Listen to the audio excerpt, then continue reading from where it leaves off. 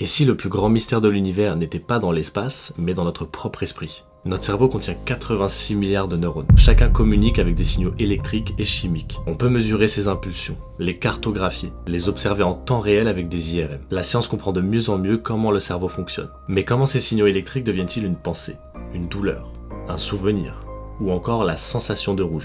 Pourquoi de la matière organisée devient-elle une expérience subjective? C'est ce qu'on appelle le problème difficile de la conscience. On sait expliquer comment le cerveau traite l'information. On sait quelle zone s'active quand on voit une couleur. Mais on ne sait pas pourquoi il y a quelque chose qui fait qu'on est nous. Pourquoi il existe une expérience intérieure. Certaines théories disent que la conscience émerge quand l'information devient suffisamment complexe. D'autres suggèrent qu'elle pourrait être une propriété fondamentale de l'univers et qu'elle n'est pas dissociable. Mais aujourd'hui, aucune théorie ne fait l'unanimité. En tout cas, je trouve ça fou de penser et de réfléchir à ça. Et je me dis que peut-être le plus grand mystère scientifique n'est pas ce qu'on s'efforce de chercher au-delà des étoiles, mais que c'est peut-être tout simplement ici, derrière nos yeux, en ce moment même, à chaque instant.